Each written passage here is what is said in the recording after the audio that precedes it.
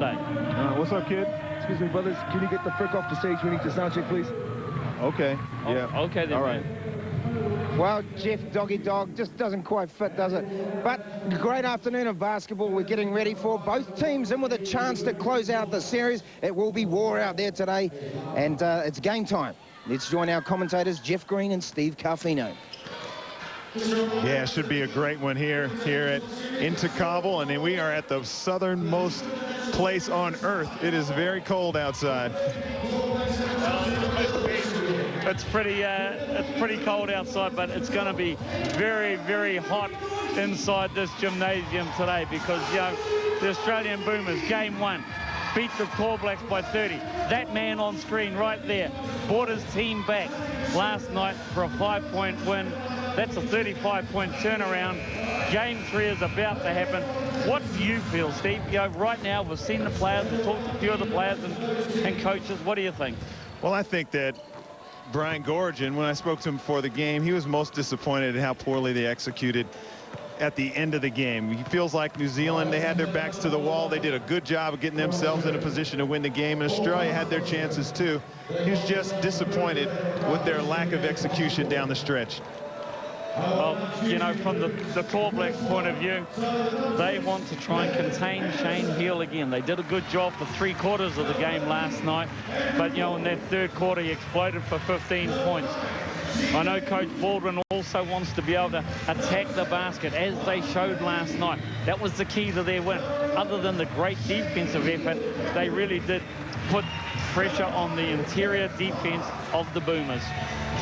And also there are some players, I think there's some issues, and we were speaking to Tony Rampton before the game, and he was saying he thinks that Australia will struggle early in their preparation for the Olympics, because all of their players on their team are stars on their respective teams, where New Zealand, on the other hand, have a bunch of role players, guys that are happy to settle into a role, and it's something that they're very used to doing, and it's very difficult to go from a star to a role player overnight. Yeah, and you're exactly right, because, you know, talking to a lot of the Kiwis, and you know, they feel the opposite, because, you know, a lot of them aren't the stars of their teams, and so, like, you know, it's a lot easier to gel as a team when you're not all stars. And you know, maybe that's just a contrast on where Australian basketball and New Zealand basketball are at present. Well, there was always a gap between Australian basketball and New Zealand basketball in the past, and Chris, you know, you probably experienced that in your experience as a tall black, but boy, is that gap closing so quickly.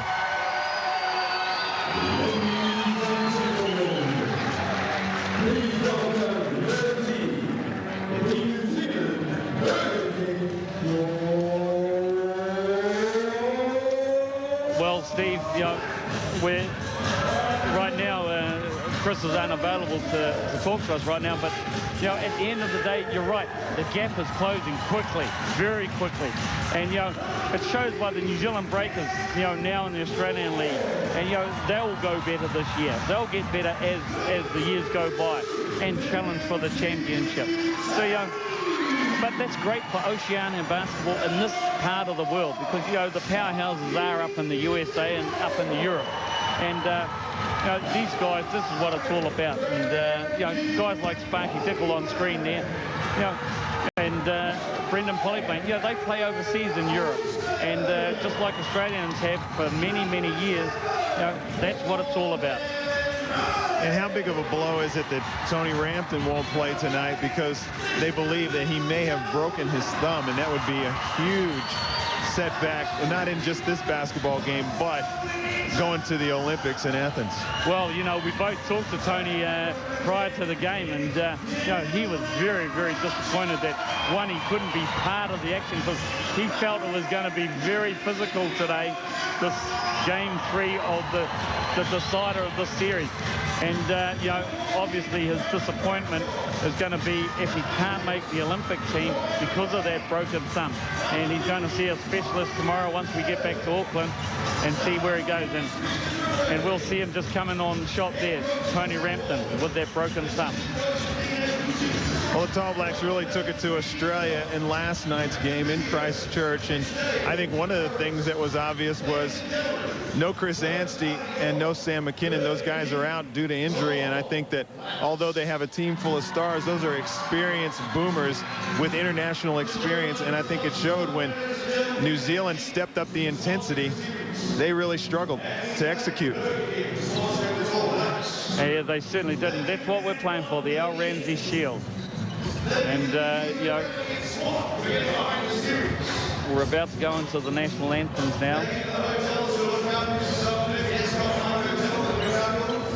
Yeah, we're being joined by Fox Sports in Australia, and you haven't seen this young lady yet that sings the national anthem, and she'll do both national anthems, the Australian national anthem, and of course, the New Zealand national anthem, and her name is Erica Takash, and she was in Pop Stars. I'm sure all the people in New Zealand know this, but the people in Australia, she was in Pop Stars, the equivalent of Bardot. And everywhere we've gone in New Zealand, she's signing autographs, and she's very popular, and she does a great job with the Maori version and also the English version. Well, I was very impressed the fact that you were able to say the Māori version. That was very well done, Steve. I'm a brother. I'm an international brother. Undercover brother. That's right. I got the fro to prove it. Yeah, but I mean, game 2 was such a turnaround. We're talking a lot about this game, but it was such a turnaround intensity-wise. It was like New Zealand was lost in game 1.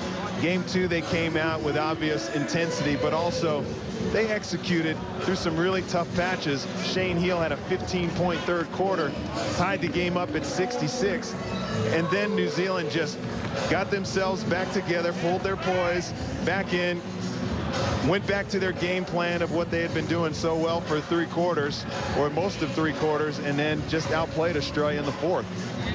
Yeah, they did, Stephen. Yeah, at the end of the day, it's all about execution in this series, hasn't it? You know, we saw it in game 1. The game 2, it was all about execution. You know, both teams have been very physical. You know, in terms of the physicality, it has been nothing but physical. Bodies have been flying all over the place. You know, it's been that sort of series, and nothing else you would expect from an Australia-New Zealand series. The national anthem, Erica Takash.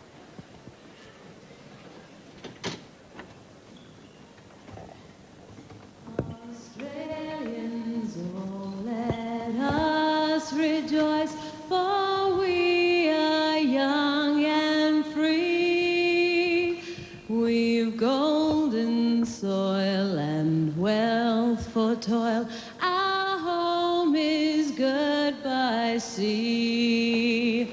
Our lands abound in nature's gifts of beauty, rich and rare.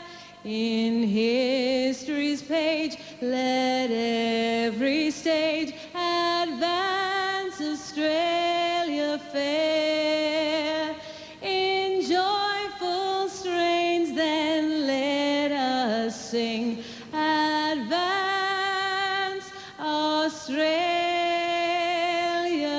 fair.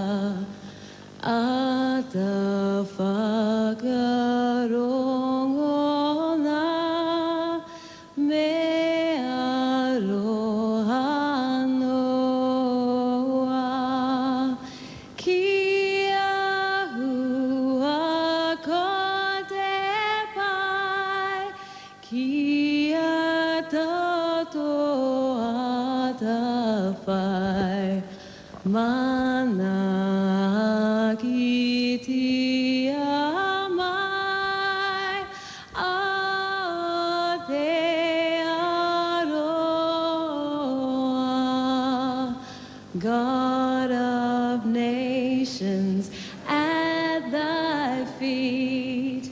In the bonds of love we meet. Hear our voices, we entreat. God, defend our free land.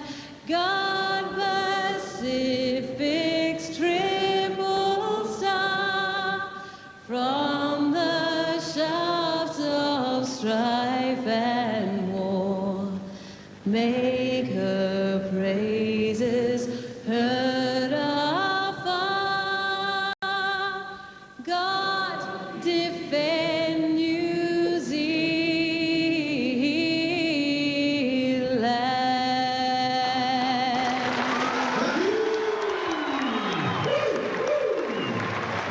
Erica Takash there with a beautiful rendition of both national anthems. We'll be back with this great series, Game 3, right here on 2 after the break.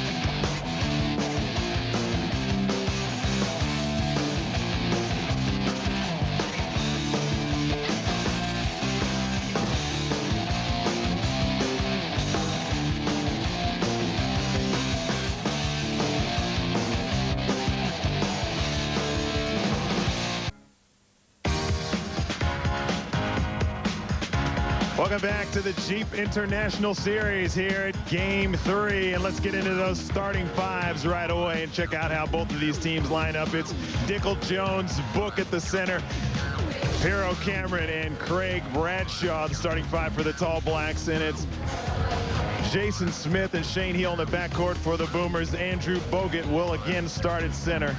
Glenn Saville and Matthew Nielsen will line up at the forwards for the Australian team.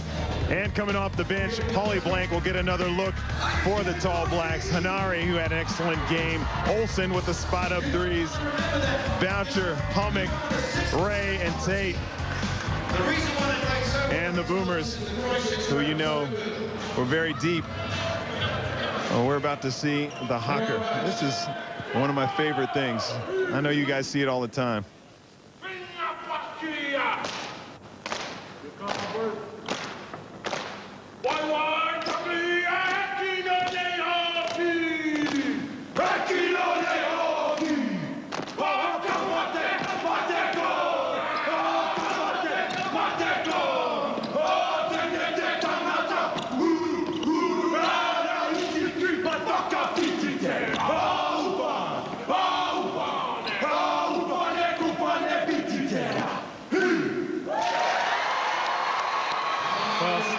I know that you enjoy the haka, but I really enjoy watching guys like Pero Cameron, Dylan Boucher, Sparky Dickel. They really get into it. It is absolutely magical.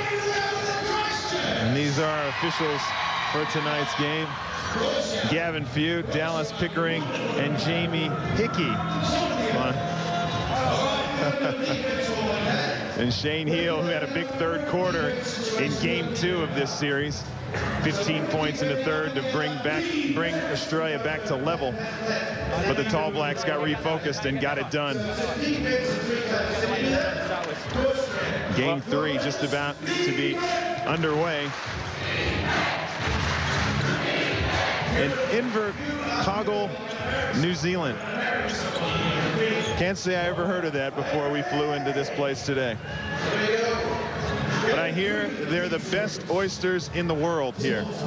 Oh, definitely. They have a great oyster culture here, so you'll have to sample some of them, Steve. We've also got a very good netball team down here. The Sting, 6, I think, out of the last 7 years. They've won the national championship. Hopefully that crowd will get behind this Tall Black team today. Matty Nielsen out to Saville, who had a very efficient game in Game 2. Nielsen to Heel. He gets an open look. Short. Bogut on the offensive glass. Oh, you know what was exciting about that very first play of the Aussies there, Steve? The fact there was 3 guys on the offensive glass. Here we go with the steal. Jason Smith finishes off a Matt Nielsen assist. And this is something we haven't seen, extended pressure by Australia. And it catches New Zealand off guard, and they burp the ball up for a turnover, and they're up 4. The Boomers. Book. Nice pass to Jones. He's had it swatted by Matty Nielsen. Boomers in transition. Skip to Shane Heel. Nielsen has a 17-footer. 6-0. Well, you know, this is the way that the Boomers started off in game 1. You know, the Tall Blacks in game 2 last night started off hot. Now the Boomers taking control again. Bradshaw to Dickel. Dickel, nice drive to the hoop. Surrounded by Boomers, he gets it to a wide open Phil Jones. He's off the mark. Saville gets the rebound and puts it on the floor. Jason Smith for a 3. Yes! 9-0 Australia. The whole bench is up. Don't think that they didn't get a little humiliated last night in that loss. Australia with the quick start. Cameron to Ed Book. They're not making that mistake. They're not giving him that shot. Pero Cameron just runs over Saville. Well, you know, Glenn saw the freight train coming, and he was in 2 minds here. Here we go. Pero, he goes to the hole after beating Matty Nielsen. And you know, Saville ain't going to take a backward step, but he saw a big PC coming, and geez. I want to know how that's a foul on Glenn Saville. He jumped straight up. He got a forearm in his neck, and he gets called for the foul. Might be home court advantage or something like that. There you go. Pero Cameron gets the Tall Blacks on the board. And for a big man, he has a very soft touch. And surprisingly quick, too. He knocks them both down, 9-2. Shane Heel. Ball stripped by Jones. Gets it ahead to Dickel. He'll wait for his troops. Cameron will shoot the 3. That's off. Jason Smith with the board.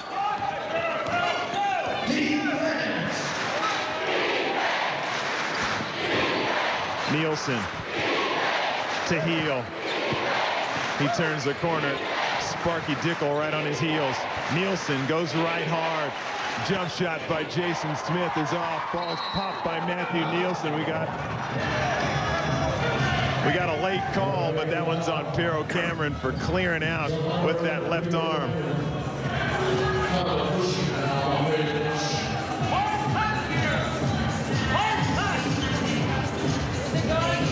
Keep it out, keep it out, keep it out. The Boomers will inbound the ball. Just looking that little bit more focused. Illegal armbar this time by Pero Cameron. Well, you know, Steve, this is typical Australia and New Zealand. Anything, whether it's tiddlywinks, basketball, rugby, or league, you know, nothing has been given either way. Saville with a shot from the baseline. It's off. Dickel tries to shake a very good defender, Jason Smith. Saville's all over Bradshaw. He puts it on the floor. Tries to spin into the middle. Nice spin, but it doesn't go. Bogut with the board. Heel skips it over to Saville. Bogut. Smith with a deep 3. That's short. Nielsen with the offensive rebound. Throws it to Phil Jones. Jones was clearly bumped by Shane Heel. No call. Well, you know, both teams are getting away with the odd bump here and there, and you know, it's just letting the game flow, I suppose, because we have had a physical series here, Steve. So, you know, maybe the referees on the plane down, you know, got it from the players in the ear and decided to let them play. Well, we're going to see some players making some adjustments if they're going to try and let them play a little bit more. I don't know if that's a good idea with as physical as these teams play. A foot violation by Jason Smith, and that will restart the 24-second shot clock.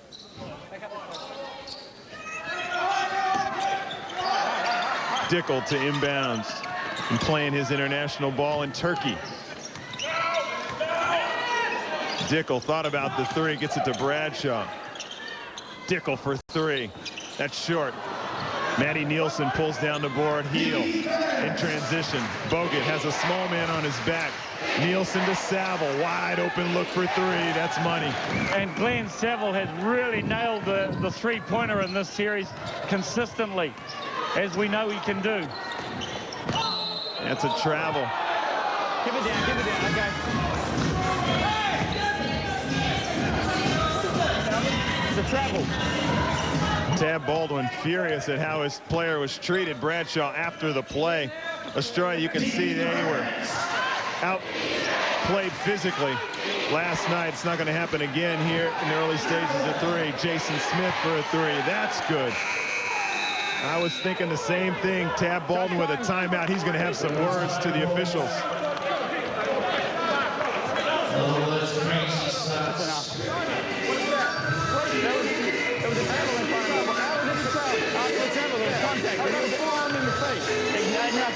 Well, you know, interesting conversation. Both coaches are in the ears of all three referees. And, you know, there's a timeout going, and both head coaches are discussing the rules with the referees.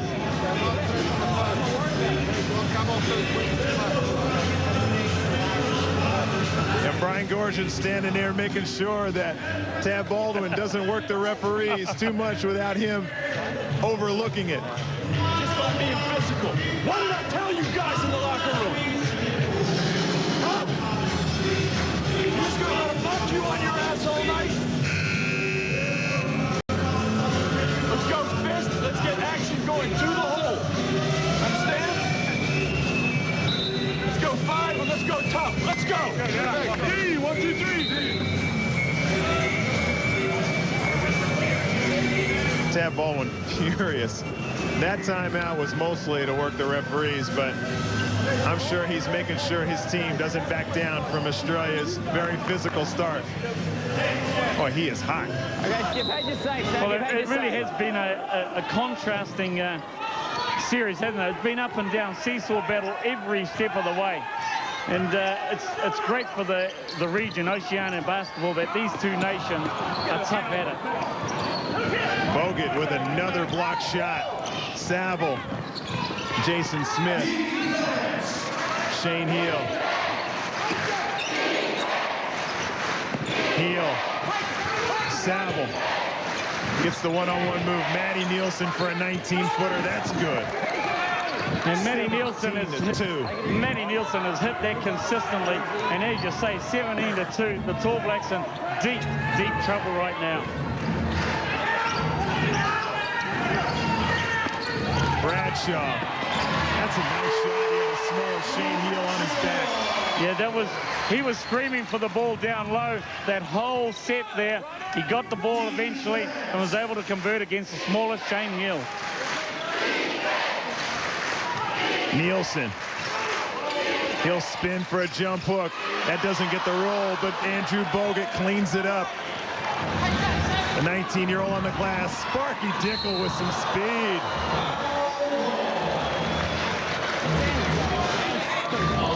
Fouls on Jason Smith.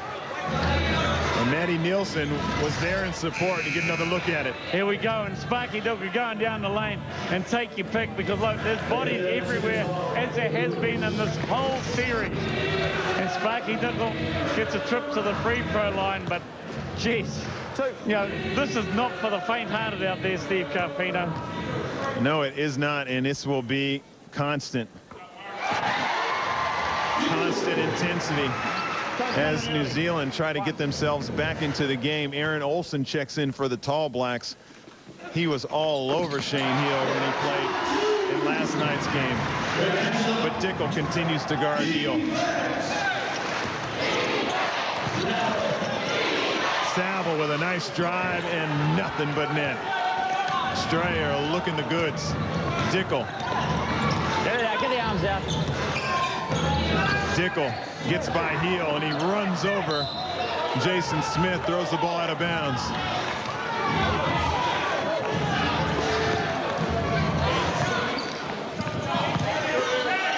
Australia, they look exactly like New Zealand did last night. They have dictated the terms of this game from the tip. And there you go, Sparky Dickel and Matty Nielsen. They went at it last night off a pick, and all of a sudden another one gets in, and Matt Nielsen absolutely nailed Sparky. And No,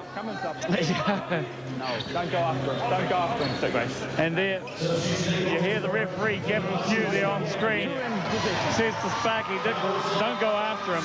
You know, don't be silly enough to make it look like that you're going after the man. And in fact, an unsportsmanlike foul has been called on Sparky Dickel. Control your emotions, Sparky. I'm trying to hear as much as I can between Dickel and the official. They're taking a lot of lip from the coaches and the players. They're going to have to try and, I don't know, maybe a technical foul or something. They do not want to lose control of this game. Heel leads the Boomers with a commanding 22-6 lead. Heel goes baseline. He finds Jason Smith, one-step dribble to the left. Nielsen with a tip, he gets to it. Gold ball. You know, Matty Nielsen has been doing some great work on the offensive glass all series long. And, you know, once again, he's just showed his value there. He's not going to give up. He's just going to go after the ball continuously.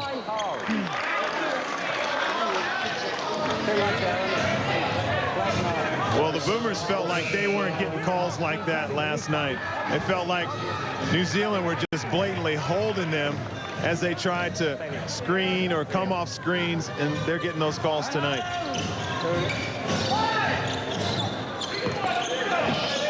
Heel with a sweet move to the left. He continues to dominate whenever he needs to. Boucher.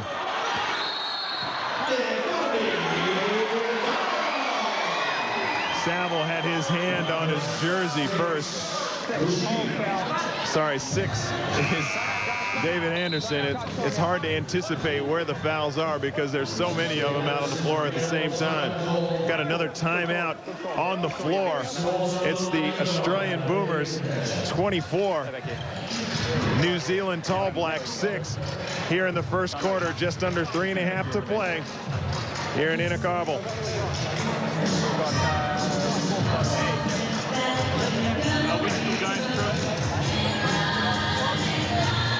Well, you know, one of the things, Steve, the Tall Blacks are in a lot of trouble right here. You know, they're down 18 at the moment.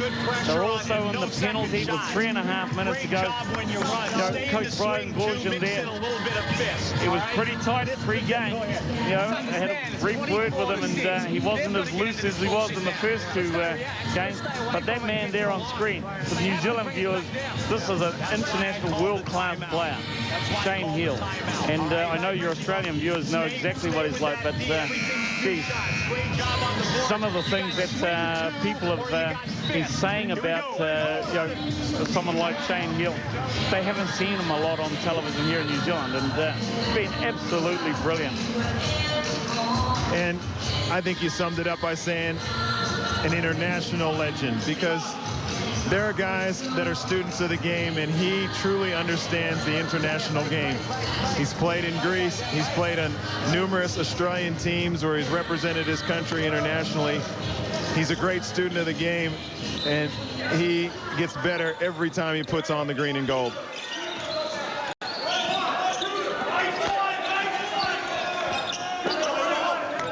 Dickel. He's got Heel on him. He finds Aaron Olsen. Good pass into Hammock. Ball reversal. Australia with the closeouts. Olsen finds his way to the hole. Can't get it to go. Saville pulls down the rebound. Has it snatched by Boucher. Bradshaw has it stripped from him. Hammock with Brett Maher on him. This is such a physical game. And it's great to watch. I love it. War on the boards. Boucher to Hammock. Dickel with a runner. That was hard. New Zealand on the offensive glass. Another offensive glass situation in terms of rebounds. The Tall Blacks have really come out after this last set of timeouts and really gone after the ball. Boucher has the ball slip from his hands. And we've got Chris Tupou back with us after a couple of technical difficulties. Well, what a start for the Australians. Hasn't it been a great series, guys? You know, the first game was a blowout. Second game, the Tall Blacks came right back, and we're seeing this wounded Australian side, just how good they are. We were curious how Australia would come out. And you would think, why does it take a drubbing? Well, Australia didn't get a drubbing, but they were embarrassed about how they didn't execute down the stretch. They feel like they're a world-class side that needs to perform better under pressure. And let's face it, New Zealand put all kind of pressure on them in game 2, and they weren't happy with how they responded. Saville gets 1 out of 2. The lead is 25-6.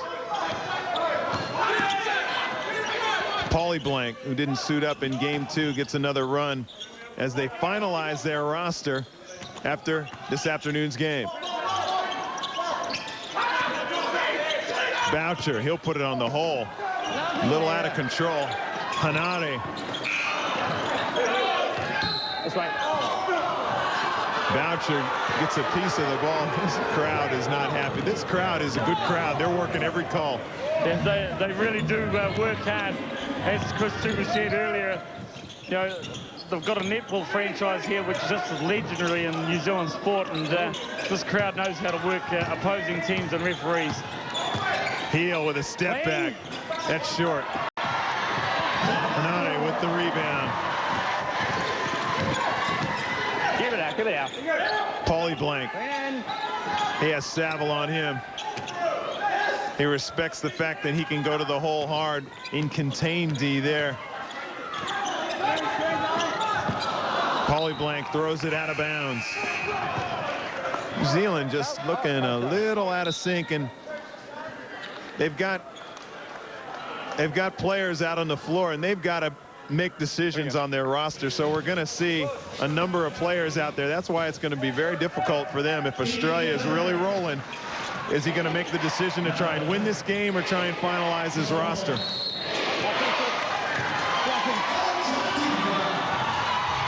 C.J. Bruton called for the offensive foul.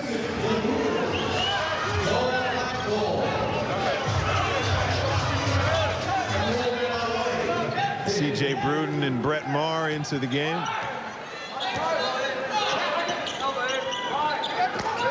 Saville fouls Ed Book. You know, Australia was complaining to the refs a lot last night, and it seems as if New Zealand are tonight.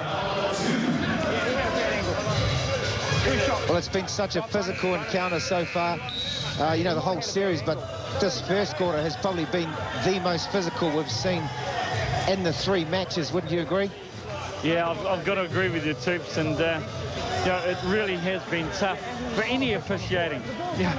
It's easy for us to sit here in the commentary position and say, well, that wasn't a foul or that was a foul, but when you're the man in the grey suit out there, it's pretty difficult to call. But the cat, Martin Catalini, checks in for the Boomers.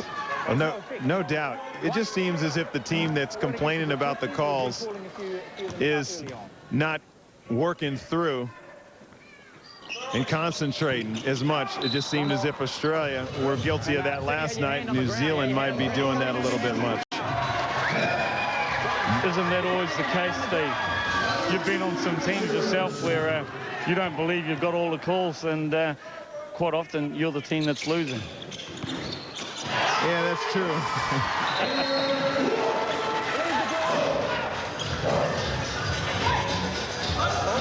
But Australia trying to hang on to that 20-point lead. And New Zealand trying to get right back in it. Boucher gets a piece of the basketball again. Olsen gets a screen from Boucher. He pulls up. That's short. Paulie Blank on the offensive glass. Brett Maher gets it. Maher. Ronaldson. He's the trailer, and he's short.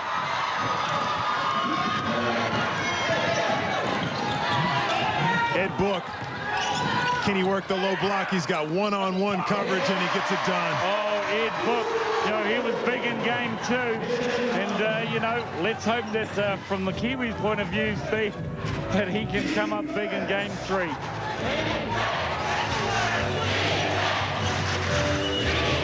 Ronaldson. They'll get, I believe, Ed Book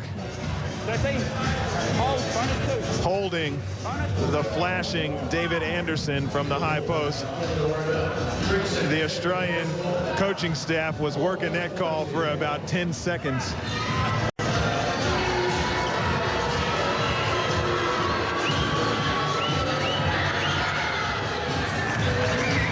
David Anderson, short stint in Wollongong before he started playing professionally in Italy.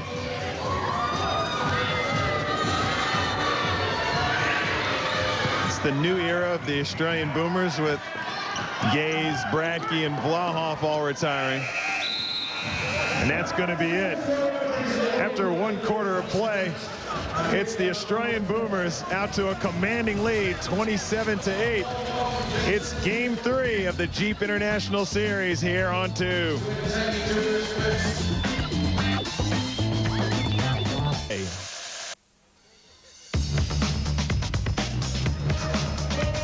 And welcome back to the Jeep International Series game 3 here at Invercargill in New Zealand. Our action man is Glenn Saville. And the all-around players getting it done just about everywhere on the floor. Spot-up shots, pull-up shots, defensively block shots. He's having a sound game as Australia take this commanding lead over the Tall Blacks. And this is more how they feel like they have to play to have a chance against the world powers. Speaking with Brian Gorge, and he said that one of the things that they had to do was finish games better, and that's something that they didn't do against Italy when they lost to them in that series over in Europe. As we check out the shooting percentage, 2 of 10. That is 0 for 6. That's disgusting. You know, from the Tall Blacks, 0 for 6, 2 for 10. But they've only had 5 turnovers, Steve. You know, it's been something in this series that's been very prevalent. You know, both teams turning it over a lot. I'll give Australia a lot of credit. Just being very physical and very tight, not allowing any open looks. And that is not a whole lot you can do defensively when Hanari decides to get to the hole. He is a strong driver to the hoop. Well, one of the things that you and I talked about last night was the fact that, you know, Paul Henare likes to try and get to the basket, but the Australian defenders still like to keep tight up on him. Tough attempt. That goes missing. Shane Heel looking for one of his teammates in a semi-break. C.J. Bruton and Shane Heel playing at the same time. We haven't seen much of that. Tony Ronaldson had David Anderson open, but he flared when he probably should have gone to the hoop. Yeah, and of course Ronaldson and Shane Hill have both given instructions to David Anderson. Next time, rather than flare, just go straight to the basket like a big man should, and you'll get the basketball. You'll get the dunk. That's right. Keep your big butt in the paint. That's what I used to say to my big men. Rebounding wise, Australia with a big advantage, 15-7 over the Tall Blacks. Paulie Blank with a good move to the hoop. Book is pushed up underneath the hoop. Tab Baldwin just can't believe some of the calls that he feels like they're not getting. Well, I think they just, I mean, it's a hard game. It's a physical game, a hard one to call. But I think what the coaches really are after is just some sort of consistency. I don't know that they're getting that at the moment. You know, I mean, it's a hard job being a referee. I wouldn't want to do it. Not in a game like this either. I really feel like when Australia play New Zealand, it is an impossible game to referee. Do you think they should bring in 5 men? Yeah, because you really need eyes and ears everywhere. Well, maybe not the ears, because we can hear a lot of that lip. Well, one of the reasons is because both of these teams try to play as physical as they can get away with. So every possession, they're just pushing the limit. And it's very difficult to keep control of. C.J. Bruton has Phil Jones on him. Nielsen spins to the hole. He has the ball knocked away by Dylan Boucher. A.K.A. Robin Hood. Does he give to the poor? No, he just gives to his teammates. They need a bit more of that for the Tall Blacks as Heel pulls another three.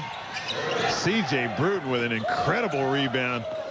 With bigger players, Heel with a good feed into Anderson. Nice move. Oh, that was a pretty move by the big man, David Anderson, down low. And he had a smaller Brendan Polyblank on him and was able to operate quite nicely. Similar to game one, different players for Australia are stepping up. Jones. Well, that's always going to be the same for New Zealand.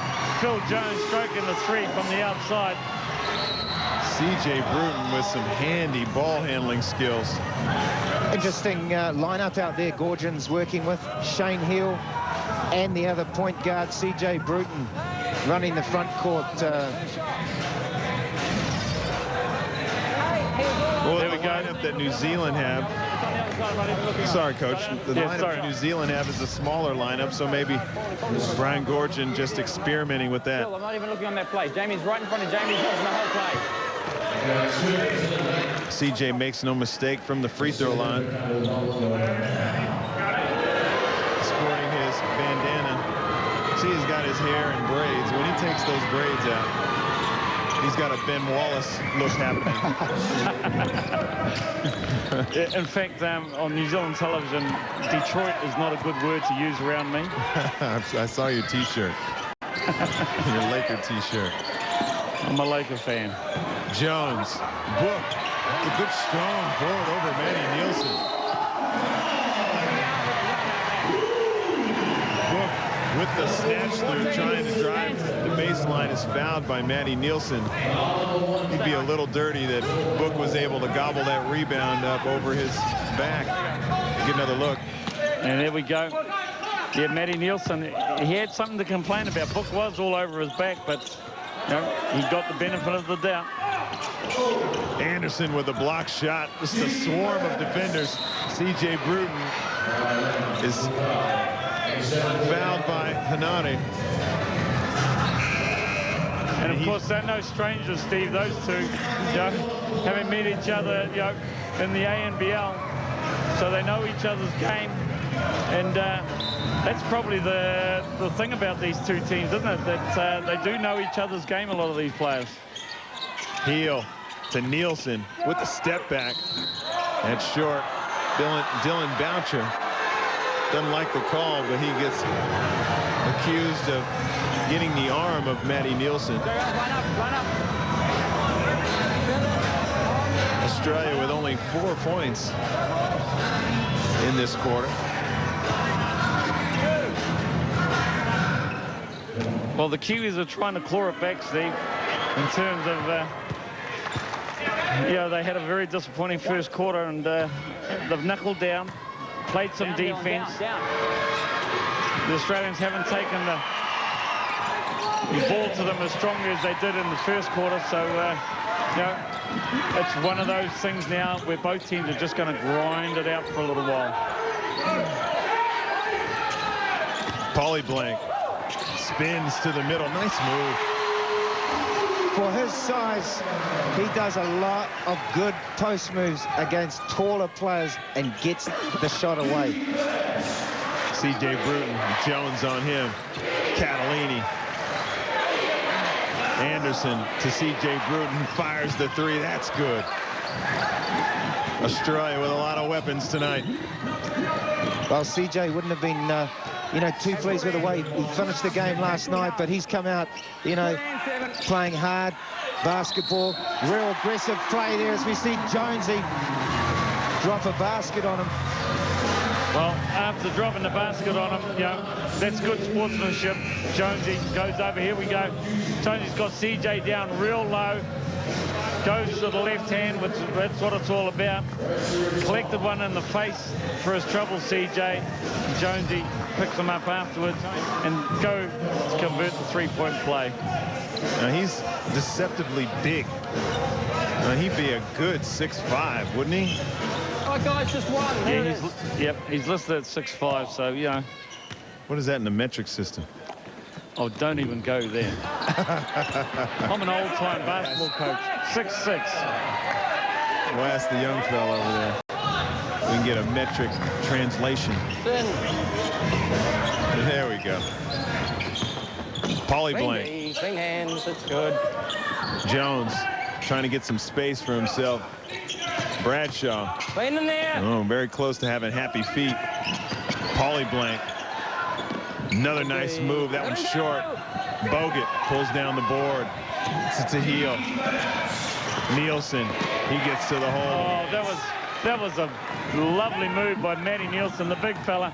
Ran the court, got it. Yeah, had defenders running at him all over the place and finished off nicely. Hey, guys!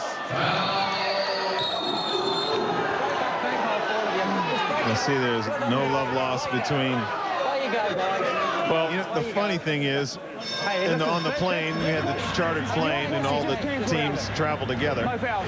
All the guys are sitting amongst each other. Australia, New Zealand, Dylan Boucher sitting with Martin Catalini, but when these guys step over the line, it's a different story. And here we go down here. Sparky Dickel gets it, gives it the book. There you go. Just caught the end of it, and then Phil Jones reacts. And Jason Smith is a bit bigger than a CJ Bruton, so like Jason said, well, you might be able to push over CJ, but you're not going to push me around. If you're an each guy, be quiet, we can get on with the job, okay? If you're both, okay.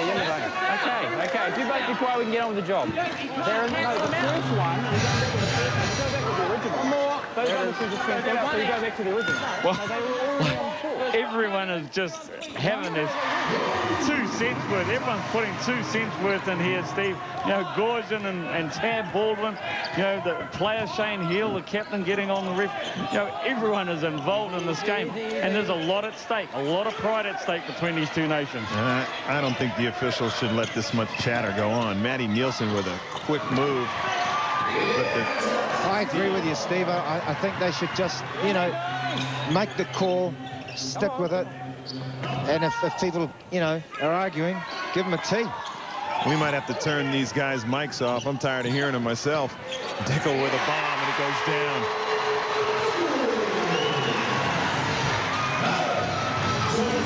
down. Need to pick their defense up, the Tall Blacks.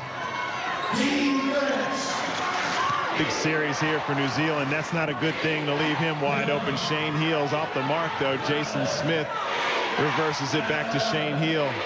Sparky Dickel is just getting picked off at the top there by the big guy. Finally gets a call as Mark Dickel at the top of the keyhole there. I think I've seen him picked off about 3 or 4 times. Andrew Bogut gets the illegal screen. Boy, I tell you know, we keep talking about how difficult this game is to officiate. These guys are just getting verbally hammered every time they make a call. From all angles. Coaches, players, assistant coaches, physios, they're all in the action. I think after the game they'll be out of here pretty quickly. Cameron.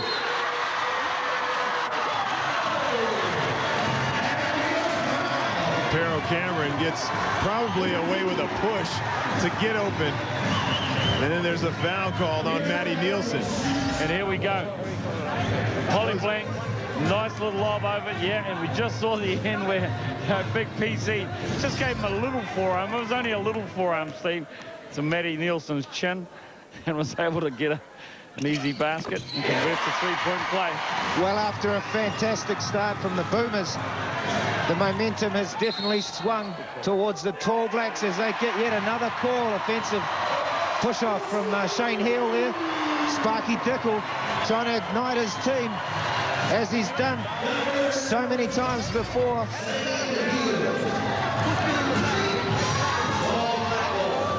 Anytime you extend that forearm, you're going to get called for that one. I think that was more of a, look, I'm not going to take that type of a bump. I'll give you one, and I'll take the foul. And those two have some battles going way back. Paulie Blank, he likes that area, and he's working it.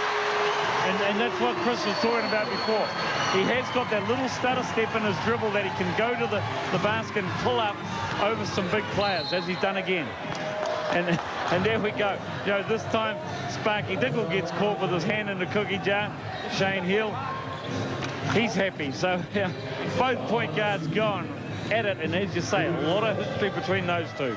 Well, you can't get too emotional. You know, New Zealand need Dickel in the game. He can't pick up any more fouls and get into foul trouble. Nielsen can't handle that pass. It's very difficult to catch an interior feed when you got to hold off a very physical player. It's happening on both ends of the floor. It's a very physical game. So turnovers are going to be high in this ball game here in the third game of this series. Leads just 10. New Zealand trying to get it down to single figures.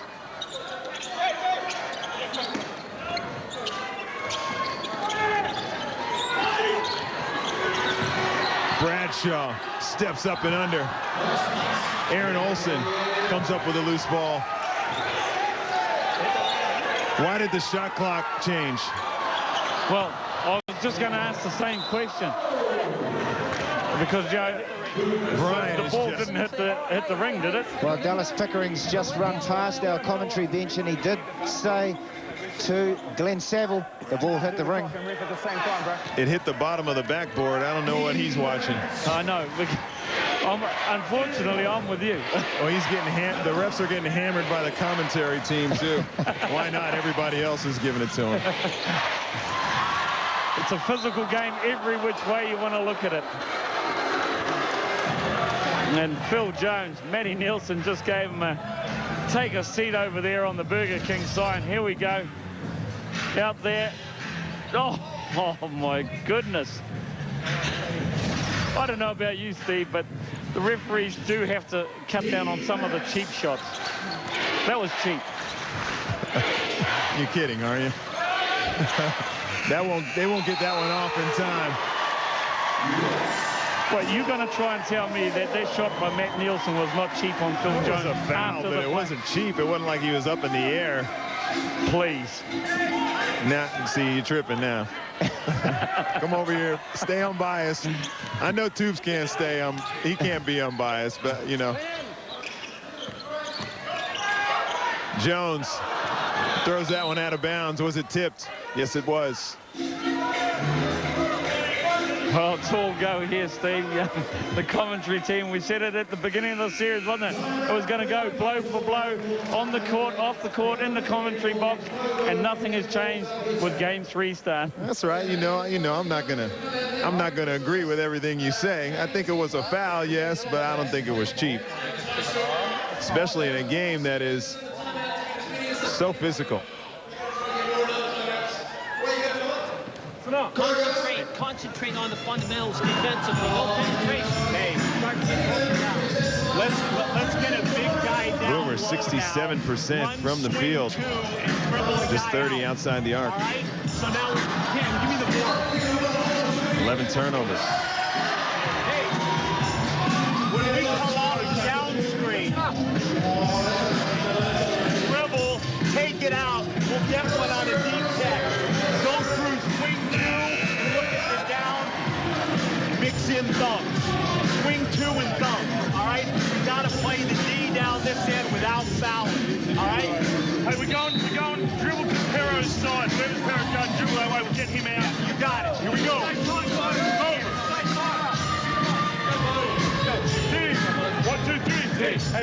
Well, there you go, Steve. Sorry. There you go with the shooting percentage. You know, the Tall Blacks, shooting 2 of 10 from the 3-point line. Well, the Australians aren't shooting much better from the 3-point line, only 3 of 10. But the difference between the two teams is the fact that, you know, the Australians are shooting 67% from the field, rest of the field, and the Kiwis only 32. Jason Smith gets the deflection. He tips it into himself. Saville will wait for his troops and get it to their leader, Shane Heel. Jason Smith to Saville.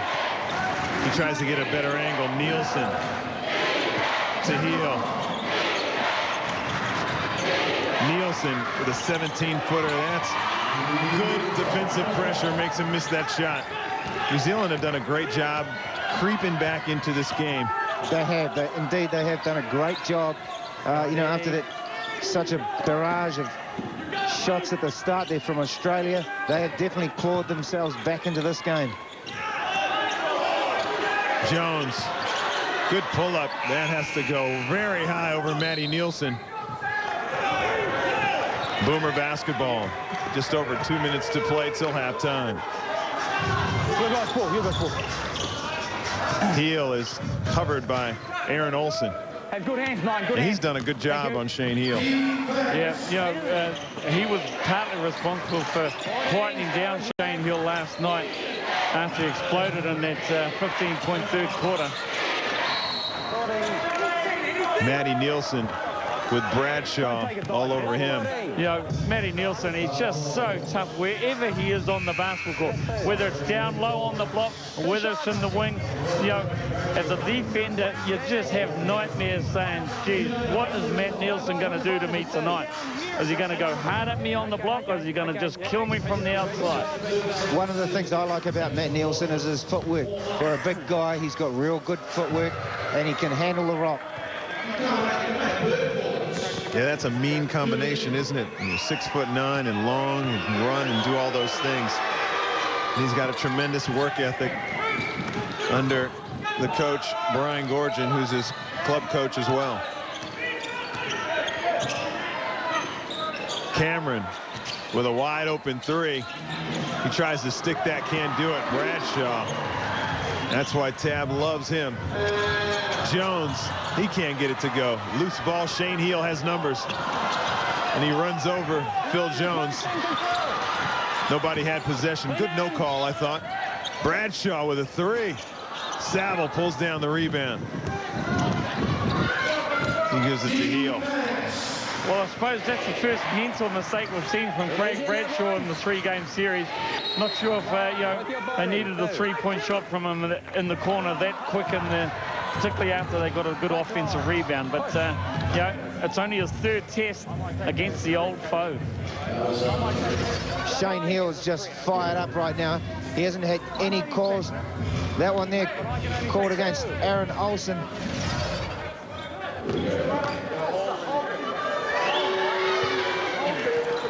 Knock it down, Australia. It hasn't been pretty. Shane Heel just 1 of 6 from the field. But Australia just starting to sneak away a little bit. You talk about a couple of mental errors by New Zealand, and Australia have been able to capitalize from the free throw line. And they did that in game one, didn't they? You know, every turnover they punished severely. Not, you know, not the odd time, but just about every turnover they punished. Jones. Easy, boys, don't hold him there. Ball away, tough shot over Jason Smith. Aaron Olsen is just working. Isn't he? Just working. Him and Shane Heel, what a great battle out the front here. The thing is, Aaron Olsen will just work all night long. Oh, There you go, take that. yeah, you're not going to take that from anyone. Like, you know, Shane Heel, that was deep. That was personal right there. That wasn't any offense. That was just like, look, I'm going to show you what I can do. And there's the answer. I don't think that's what Tab Baldwin wants from Aaron Olsen. He's done a great job, and he can't get personal. He doesn't have the same role as Shane Heel or the same skills. He's in there. Got to agree with you there. Well, and there you go. The hammer, you know, just shook Aaron Olsen, who's a great defender in his own right. And then all of a sudden, blew past him. Nice kiss off the glass. Easy basket. And with a late run, thanks to that man, Shane Heel, it's the Boomers out to a 46-29 lead at halftime. We'll be back with more second half action right after this break.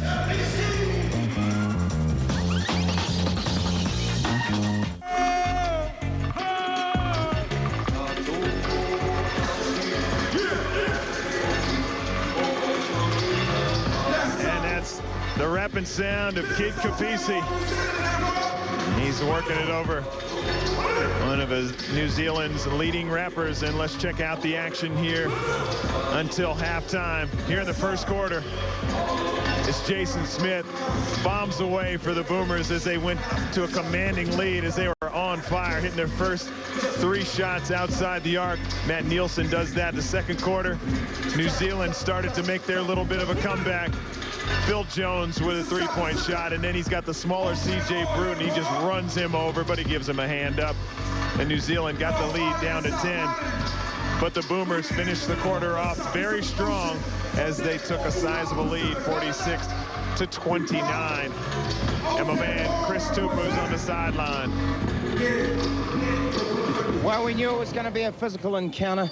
The Tall Blacks really just, you know, behind in this first half. They're going to have to do a bit more work in the second half. But Shane Heal, once again, has shown his class.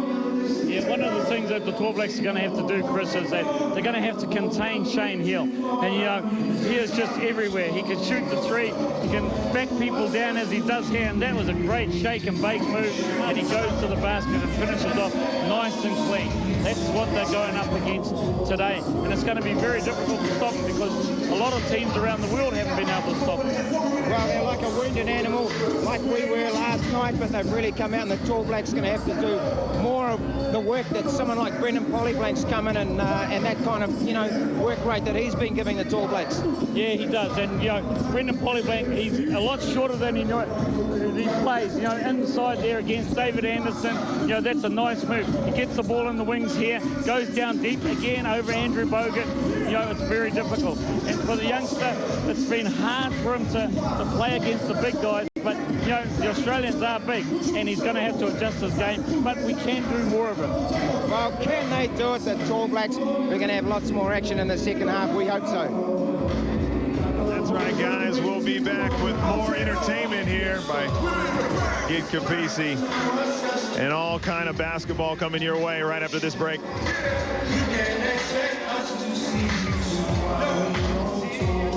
Nod your head to left, nod your head to this, nod your head.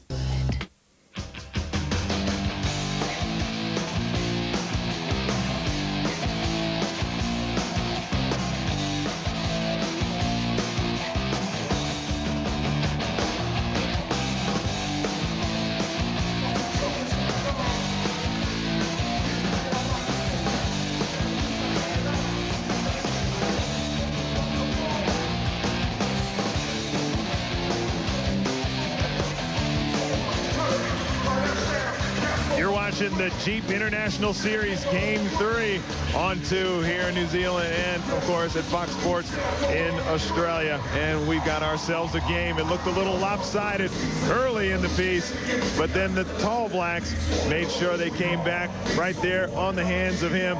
Phil Jones, 8 points and some very crucial points to get him back, his team back into the contest for the Boomers. Matty Nielsen has 11 and Shane Heal right on his heels. Shane Heal on his heels with 9 points. And those are the assists. The Book with 2, Nielsen with 3, kind of spread out in that department.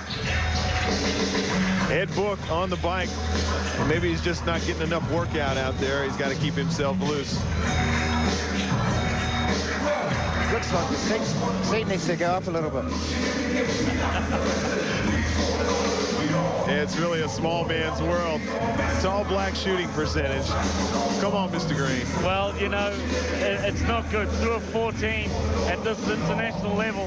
You know, you can't afford to shoot that sort of percentage and expect to be in a ball game. But, like, you know, the good thing from the Tall Blacks' point of view, Steve, is they've only had 7 turnovers. You know, last night, that stat for Australia was about 20, and for the Kiwis, it was game 1 about 20. So, you know, you've got to be pretty happy. But there's the difference. The 2-point shooting of the Australians, 65%. That is a hot pace in anyone's business. And, of course, you know, 12 turnovers. It's not a lot of turnovers, but at this level, you know, I know Brian Gorgian and the coaching staff won't be happy with that. We'll Well, simply 29 points in a half is you're going to struggle to beat a top-class team. Of course, Australia rated 7th in the world at the latest rankings. Well, they had just 9 in the first quarter, Steve, and they came out and had a better second quarter, scoring 20. But it's such a game of ebbs and flows, basketball. You know, the Boomers had the first sort of run, if you like. Then the Tall Blacks came back with their own run, and then the Boomers finished the half off probably with a bit of a mini run of their own. So a lot of work to do for the Tall Blacks. Can you guys shed some light on the players that will be joining the New Zealand roster? Well, you know, we've got 2 players yet to come into the squad. Obviously, the first one is Sean Marks, New Zealand's only NBA player at this point in time for the San Antonio Spurs. He's playing in the Summer League at the moment. And, of course, Kirk Penny, who played at university in the States and played on the Minnesota Summer League team last year. He's in Minnesota at the moment, trying out again for the Timberwolves, and played in the Spanish League in the past season. So Kirk Penny is our other guy. So those 2 are a shoo-in for the Olympic team. And the rest of the squad, the rest of the 10 will come from the guys we're seeing here in this 3-test series. And that man right there, Tab Baldwin's got to not only get those guys into the roster, but he has to get them on the same page, and that's very difficult to do in such a short period of time. Well, it is, and he's a master at doing it. We saw that after the turnaround last night, and I'm sure he would have had some pretty stern words with his team in there after all the good work I thought they did last night. I'm sure that a lot of these players, you know, are going to be out there hustling their beeps off in order to try and pull this game back into the Tall Blacks' favour. What do you think that the Tall Blacks have to do in the early stages of this third quarter? Is it the defense, or is it on the offensive end? Well, I think it's a bit of both. I think they've got to come out and play aggressive like they did. If I just think back to last night's game, they were aggressive defensively. They really got after it and were looking, you know, like the Australians are doing that tonight. They started out really aggressive defensively. So I think aggressive defense and then just continuing to attack like they, you know, people like Polly Blank having a go at them, attacking and not just sort of, you know, moving the ball around the outside, backing themselves. Yeah, there seemed to be a lot more confidence on the offensive end. I know nothing breeds confidence into your offense like a couple of shots going down, and maybe that's all they need, a couple of baskets to go down, and then all of a sudden they look a little bit more confident on the drives. But give the Boomers some credit, too. Their defense early was something that was really disruptive, and it really put the Tall Blacks behind the 8 ball. Well, there's no doubt, you know, that the Australian team is a class act. 4 times only the New Zealand team has beaten the Boomers, so it doesn't happen very often, and I'm sure they would have been hurting. They would have been hurting big time last night. Someone like Shane Hill, I don't think he's ever lost to New Zealand. Maybe in juniors he might have, but I don't think so. You know, one of the other things that's interesting right now, Steve, is Tab Baldwin, the Tall Black coach, has started Brendan Polyblank over the big young boy, Craig Bradshaw. So, you know, that's someone that we looked at, the action man. So see how Polyblank handles this. Saville trying to turn the corner.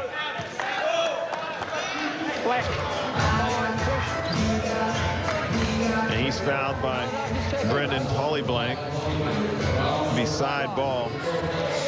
Hopefully the referees had a couple of words to the coaches and players, and we can just get this thing underway without a whole lot of chatter. Heel with a runner. That's a tough shot. Oh, that was tough, but geez, he makes it look easy, doesn't he? He sure does. And that was over Mark Dickel. I mean, he's a super quick player. Book for a long one. And that's off. Jason Smith gets a nice quick pass to Heel. Nielsen finds Jason Smith, and he's clobbered by Mark Dickel. I think you described that perfectly, Steve. Absolutely clobbered. Manhandled. Taken around the neck. Look at the this. NRL would be happy with that. That was a high shot. Grade 1. Well, you don't want to foul the guy and let him get the shot up and get a three-point play. That's one thing about Jason Smith. He dishes it out, but he can take it as well. You know, he takes the bump, but doesn't have a whole lot to say. Yeah, just a tough competitor. Nice guy to go with it, though, off the court. Most of the guys are. And aren't they nasty between the lines? Oh, and we talked about this on the plane on the way down this morning. You know, as you say, Dylan Boucher and Martin Catalini sat together on the plane. You know, had a bit of a laugh, but on between the lines, these boys are taking it very seriously. Dickel, no one takes it more serious than him. Cameron with a fall away with a shot clock winding down. That's off. Nielsen pulls down the rebound. He can put it on the floor, and he does. They get it to Shane Heal. He's got Jones on him. Goes away from the screen. He finds Saville for a three. Boy, he is shooting the basketball Has well. he not just shot that basketball like it was just Glenn Saville? He's done it inside, outside, defensively. He really has had a great series. Brian Gorgon instructing his players not to foul on that one. They did that. Bogut is just body checked by Phil Jones. Well, this isn't the start that Tab Baldwin and the Tall Blacks would have wanted, but the Australians just crucial sort of start. They've really made the most of their chances early on here.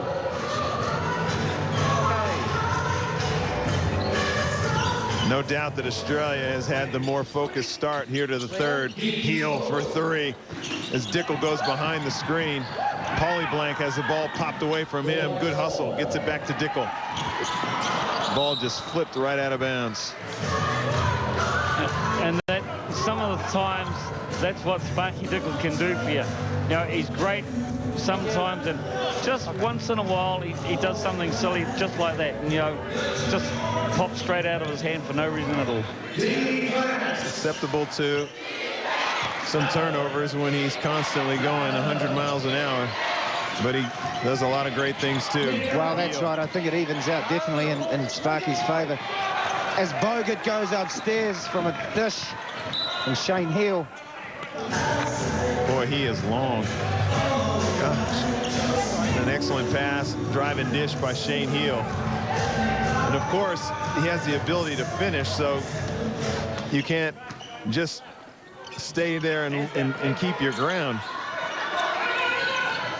Book, who was able to knock down a couple of perimeter shots, hasn't been able to do it this afternoon. Paulie Blank, nice little move. I like his game. Again, we see his ability to create his shot, create his own offense. Australia really utilizing the speed of their big men, keeping the floor spread in transition. And that's the second time they've been able to get New Zealand to foul one of their big men with great position in transition. Nielsen to Heal. Nielsen for the 17-footer. That is rimmed out. Saville finally gets a handle on it. He's going to shoot over the smaller Paulie Blank. That's off.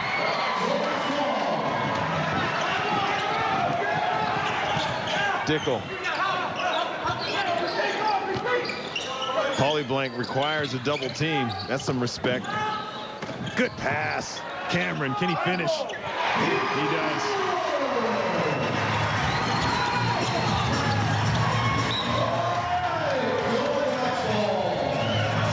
Bogut just getting caught in the traffic there. He'll try to find him long. He's hurting. I'd be telling Shane, look, don't keep throwing the ball up in the air like that, because he has to watch the ball and guys can step up and in. Cameron for three. That's short. Nielsen. They want to run something. Bogut maybe got the wind knocked out of him or something. He took a bit of a pop on that pass from Shane Heal, and he'll take a breather as well. Yeah, Brett Maher will run the point. Yeah, it was good that referee Gavin Few stopped the play so that they could get some attention to Andrew Bogut. you know, a couple of times up the court, he was just absolutely winded. And Paul Rogers makes an appearance for the first time in a couple of games. Keep good screens, buddy. Well done. Keep good screens. Good hands. I'm sure he'll be looking to impress. He goes with a hook right away. Well, here's a guy that hasn't played in 2 games. Well, he's a stand-up player, Paul Rogers. There's no doubt he's a great post player. MVP of the National Basketball League in Australia in 2000. Polly Blank somehow finding the basket on that one. Just aggressive play again from him. Taking it to these Aussies.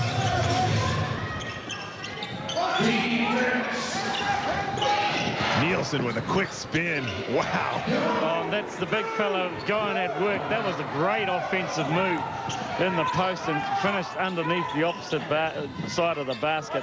Great move, Matty Nielsen. And there's that footwork that you were referring to earlier, Jeff. Long 3 by Jones that never looked like missing. Some solid play from both teams here in this little patch. Australia still up by 21. Jason Smith, he gets an open look. That's off the mark. Book pulls down the board.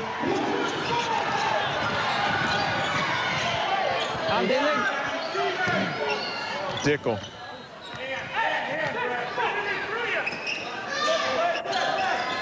Pero Cameron down on the block, single coverage. Good spin move from Pero Cameron right back at you, Matty Nielsen. Well, you know, Matty Nielsen did one down the other end. Big Pero Cameron says, well, I know how to do those sort of things too. And he really is starting to find some form. The Kiwi captain, Pero Cameron, and yeah, that was just nice. And for a big man, as you said before, Steve, nice soft touch around the basket. He surprises me with his speed every game. Good footwork. Jason Smith. That's a tip by Paul Rogers, and he's shown his effectiveness right away in this game. Jones, yes. Poor transition defense by Australia. One pass and a shot there. Not locating Jones. Jason Smith with the answer. That's short. Nielsen keeps it alive for Australia. Well, Jason Smith, he's taken 3 of the last 3-pointers by the Australians. Missed all of them so far. Great hustle by Jason Smith. Paulie Blank. Bradshaw with a jam. The young fella, only his 3rd test ever. The young man has really come to play in this series. And I believe, you know, he's just putting in the minds of Tad Baldwin and the coaching staff, here he goes, that, hey, I'm available for the Olympic selection if you need me. Wow. He is a definite sort of surprise package in this last year. He's gone away to the States and he's come back a much better player. Quick, okay? I want to go 5. No, I'll tell you what. Let's go 20. This is possession. We see you got middle. All right? Paul, you got point. Brendan, right side. Bill, I'm sorry, Craig, right side. Brendan, left side. Remember, ball's on this side, Craig's got to drop. Okay? Same thing, ball's on this, got to drop. As soon as we get a trap, all right, then we rotate up. The traps have got to be big and strong. And the forward comes over halfway. We got to double that. Maybe can speed up because it's a 40. Just want to go back to the guard. Up there together. Let's get one time, one steal, okay? Take it down. We don't go steal turnover, all right? What's that line?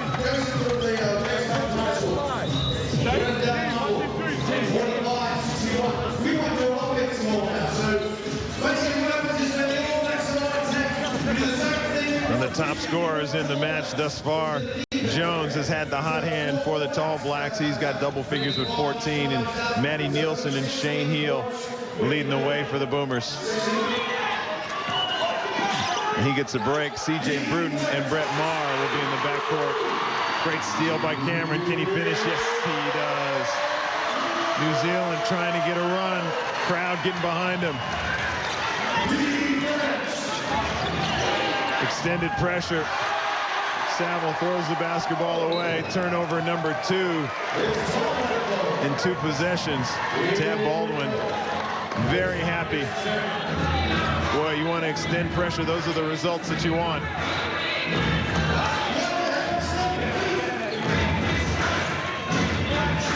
New Zealand needing to capitalize on this turnover. Well, just another little mini run here from the Tall Blacks, and they've got the momentum for the time being. I want to give this crowd something to cheer about. Phil Jones with a three, that's short. And shoots out of bounds off an Australian boomer. Well, you know, Steve, they're down 14, but the Tall Blacks are showing those fighting qualities that saw them win game 2 last night and tied the series. So, you know, from their point of view, it's not over by a long way. Paulie Blank, wide open, Pero Cameron, bang! Three-point shot. Well, the big fella, he led from the front in game 2. He's starting to lead from the front again. Big Pero Cameron, the Tall Black captain. Nielsen spins to the middle. He's short on the iron. Paul Rogers tries to get some offensive rebounding position illegally. Pero Cameron. And here we go. A timely hoop. Yeah, look at that. Coach Baldwin very happy with that one. Yeah, very happy. You know, the coach knew as soon as that went up that his captain and his team inspiration is going to make that one all the way. And it was a great pass from Paulie Blank. Cameron gets the open J, knocks it down. The captain for the Tall Blacks is responding. Well, they've got it under double figures.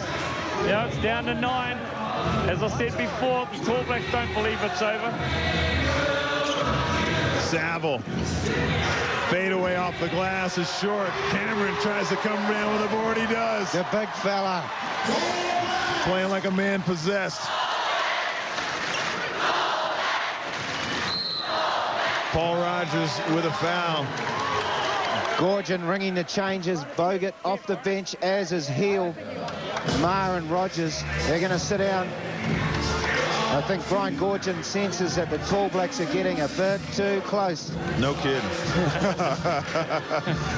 That is no joke right now for the Australian Boomers. And Gorgon looking very, very stressed. And, like, you know, mind you, here's a character that really does get into it, doesn't he? You know, if you're a lip reader.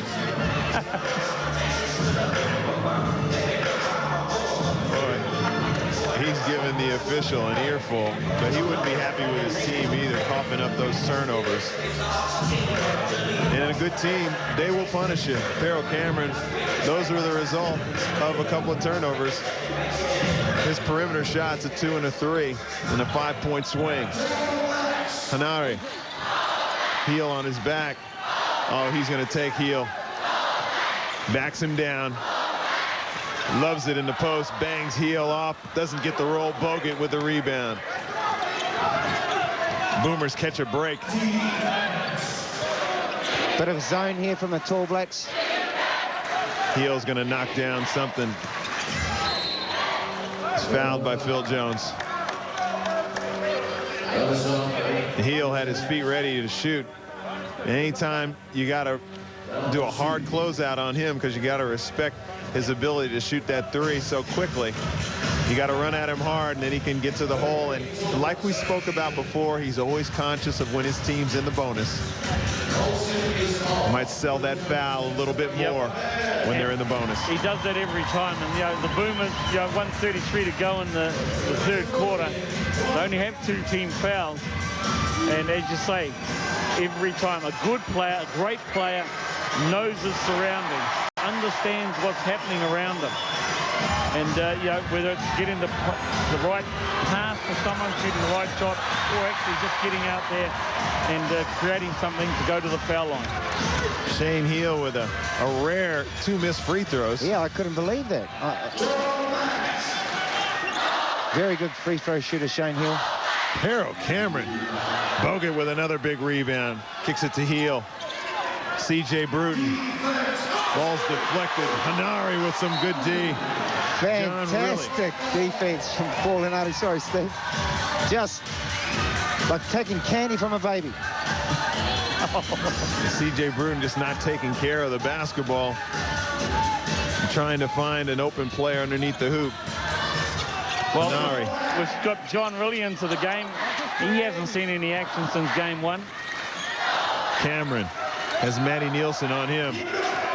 He spins to the hoop.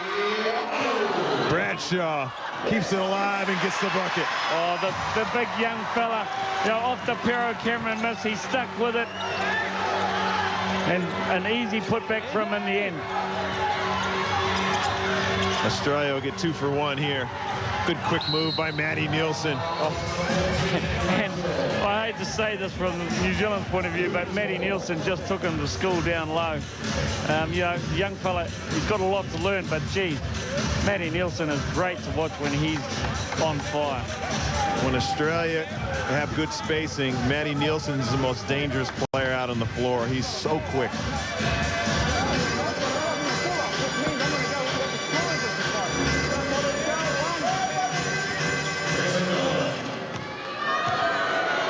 Nielsen tries to finish the N1. He does. 3-point play. Lead is back to 10. Nielsen with 16 points and 10 rebounds for the Boomers. Hanari draws the foul on Andrew Bogut. I don't know if there's anybody that goes to the basket harder than he does. Maybe Dylan Boucher. But he goes to the, he's so strong.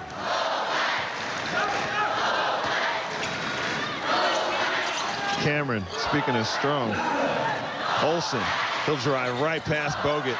Boucher throws it through his legs, finds Cameron. Really can't come down with it.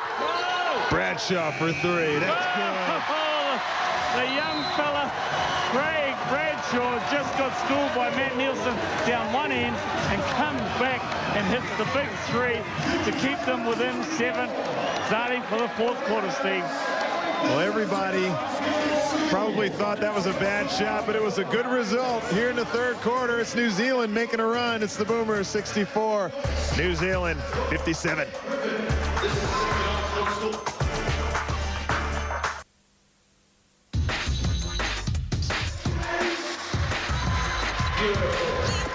Welcome back. It's the Jeep International Series, and this man is trying to make the New Zealand roster going to Athens for the Olympic Games.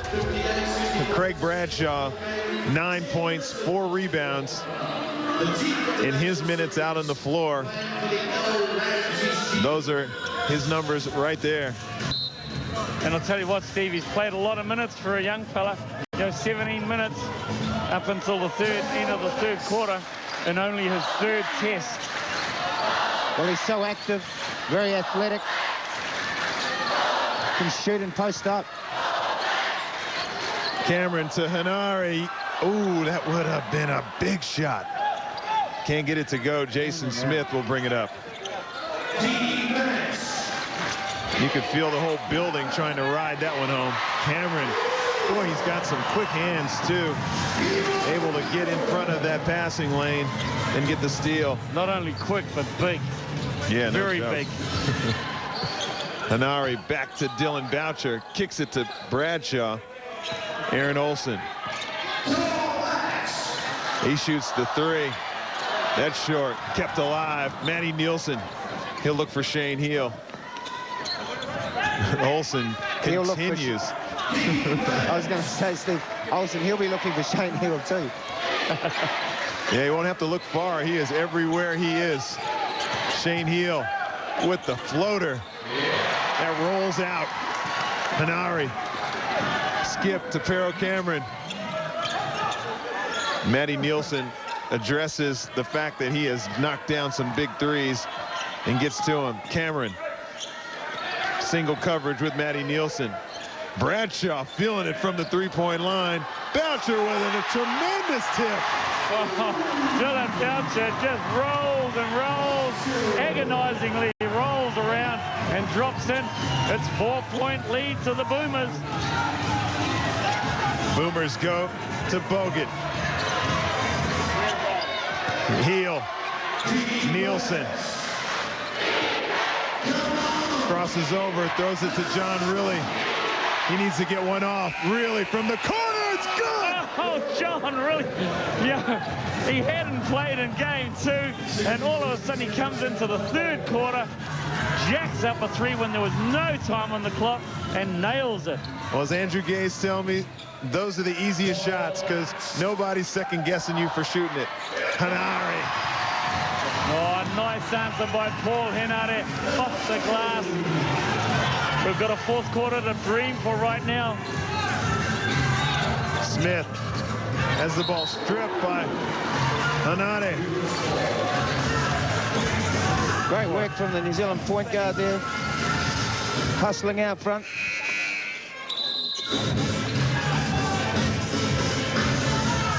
We've got a timeout by the bench over there. Let's see what's happening. As you can see, the score 67-62 to the Australian Boomers. Just over a minute and 7 minutes and a half to go. Heel with Olsen all over him. Spins to the middle. Gets it to Matty Nielsen. Puts up a nice little hook. Made it look easy. When it gets close like this, you know Shane Heel, Hammer they call him. He wants the ball in his hands, getting the job done that time with a beautiful assist. John Riley with some quick hands. Well, this whole series, hasn't it, Steve? When the Boomers need something, it's gone down to 2 people. Shane Heel and Matty Nielsen. They have been the 2 that have carried the Australians when needed. And, you know, great players step up and do that. Hanari has Shane Heel on his back. Nice move to the baseline. Average shot. Bradshaw with a tip. Dillon with a tip. Heel wasn't able to get the ball. Olsen to Bradshaw. Great move. He does another great job of getting to the open area.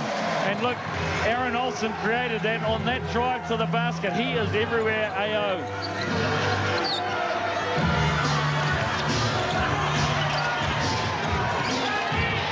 Great crossover by Nielsen. Oh, that's sweet. Oh, that's just so pretty. Nielsen again with a quick feet. Nice shake from 17 feet. Got himself in the lane. Had all kind of time for the jump hook. Beautiful. New Zealand try to respond. The lead is 7. High quality basketball at the moment we're seeing. Boucher in the lane too long. He had nowhere to go. Yeah, there was a lot of tall timber, standing around waiting for Dylan Boucher to do something. The referee said, well, you've had enough time to decide what to do. Give it over. Jason Smith has the quick hands of Hanari all over him. Well, timeout coming for the Tall Blacks, but tell you one thing, Steve, Tab Aldrin on screen there can't afford to have his captain, Pero Cameron, off for too much longer in this 4th quarter. You know, 6 minutes to go on the clock, down 7. But the good thing is neither team has fouled. With all that, the physicality at the beginning in the 1st quarter, you know, nothing has happened. There is no foul in this 4th quarter. Can you believe that? That is hard to believe because the intensity still has been high. Well, yeah, the quality of basketball we're seeing, you know, is pretty good. You got to rotate the shooters on the weak side. Okay? Let's this possession right here. Check this possession. Run it down there. Stop going to the basket. All right? Go to the basket. This timeout's got to be used to run. Our momentum. All right? Let's get a possession right here. Let's go right out. Go, D. 1, 2, 3.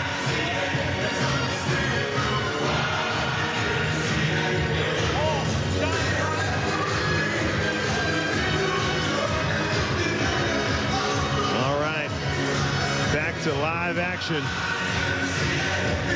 The Tall Blacks and the Australian Boomers in Game 3 of their Jeep International Series as they prepare to go to the Olympic Games in Athens. Shane Heal for the Sydney Kings.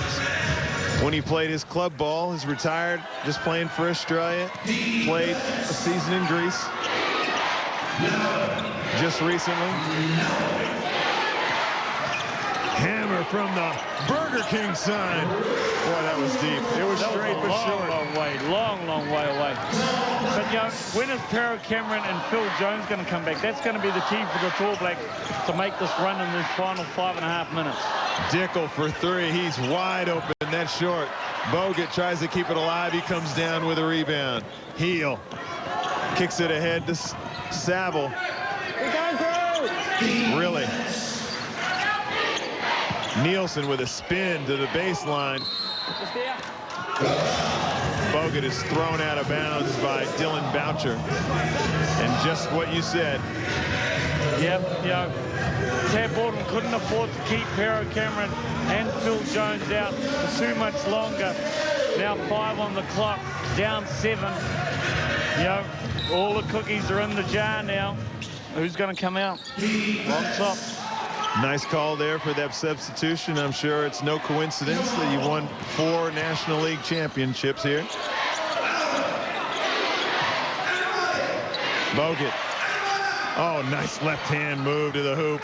He's just got such a lot of natural talent. He's got a good nose for the game. And he's just got some great natural skills. Book tries to spin. He throws it right to Saville. Boomers have numbers. Really for 3. That's good. And we called it, didn't we, last night, that, you know, John really didn't get to play in the second game, but, gee, if he was going to come on, he was going to be hot because all that pent-up frustration warming the bench was going to come out sooner or later. Dickel for 3. That's good. Shane Heal went behind the screen. Well, Sparky Dickel not known for his outside shooting, but, gee, he shot the ball well in this series so far. Bogut. Heal. He gets a look. That's short. Length of the court pass. Aaron Olsen get the score and a foul. They're calling unsportsmanlike. I think Dallas Pickering has called an unsportsmanlike foul. And here we go. Aaron Olsen, the length of the court. And, well, I've got to say to you, Steve, it looked worse live. That wasn't an unsportsmanlike foul. He went for the ball. Matty Nielsen went for the ball. On that shot there, that angle, he went for the ball. That is just unfortunate. Well, that, you know, in any part of the world, or I should say in Australia and New Zealand, that's an inconsistent call. Yeah, I agree with you. You know, unfortunately, Matty Nielsen, he did nothing wrong there other than to try and block that shot. Well, I mean, I'm a fan of protect the guy when he's in the air, but, you know, that happens just about any time somebody goes to the hole. You know, you don't want to just give up a hoop. You know, when you decipher what is an unsportsmanlike foul and one isn't, you know, it should be clear-cut and across the board. And I just think that's an inconsistent call in both countries. I think it was a fair challenge. You know, nobody's going to give a layup. And the stuff we've seen in the first quarter, that's gone without any calls. Well, it's a big, big call. But Bogut comes down with the rebound. Really. Skip to Saville. He's wide open. He turns it down. And do they know Shane Heal was open and 2 guys ran at him.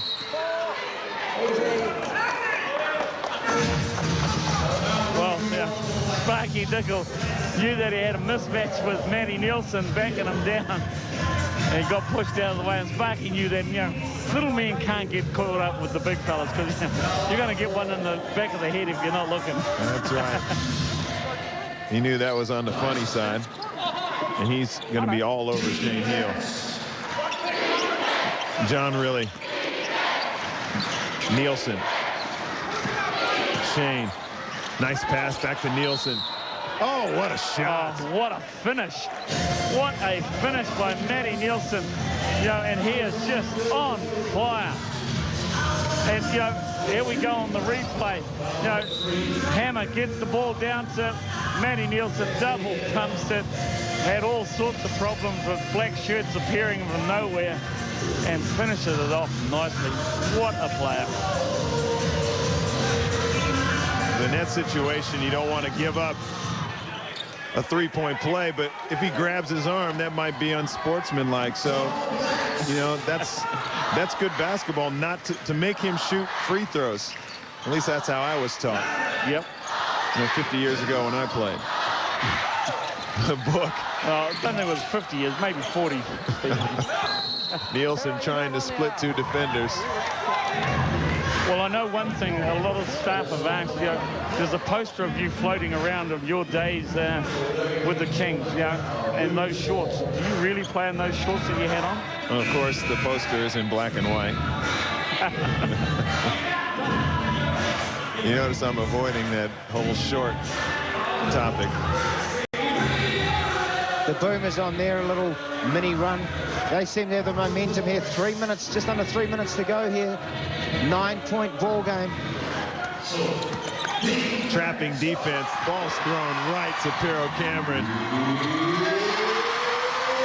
Boomers just caught unaware by that extended pressure. Gorgon just not happy with how his team has executed down the stretch. He'll be looking at these guys with a microscope in the last 2.5 minutes of this ball game. We saw a little half-court trap from the Tall Blacks. Led to the steal here by Pero Cameron. Length of the court, layup for the big fella.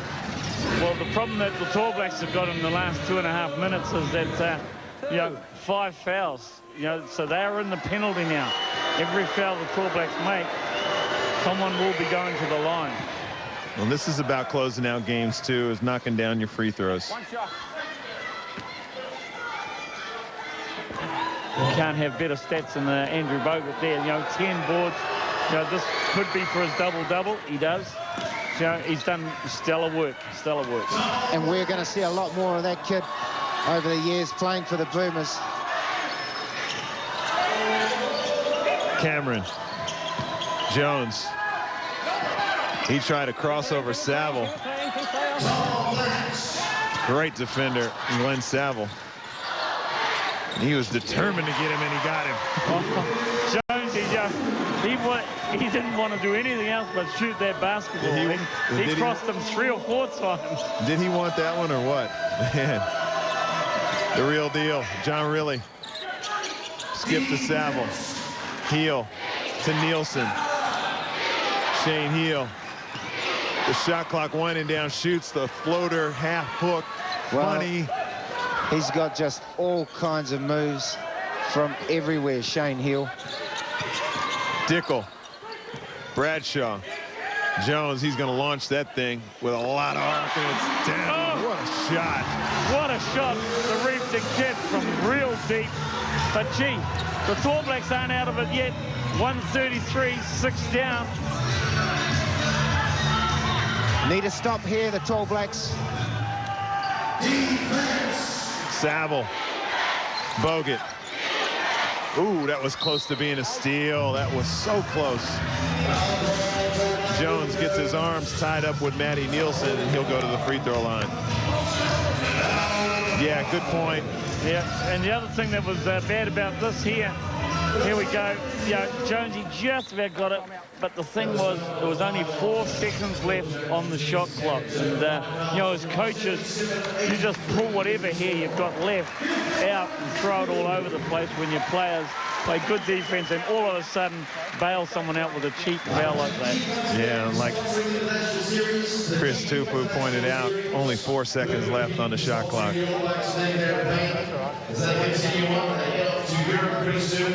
a post can do. Hit that post and dive that up. Be aware of that. Wing entry, back out, use the ball and finish with an on ball. All right? We want to use clock. Everybody wants to flash to the ball. Yeah, well, Brian Gordon there running over the 1-4 offense set that he wants to run. And of course, the ball's going to go to Matt Nielsen, obviously, in the high post, and everyone's going to try and run off that. And you'll see Shane Hill fade around. Eddie Nielsen, if he doesn't get the shot or the post-up move, he'll get it to Hammer, and it'll be all over.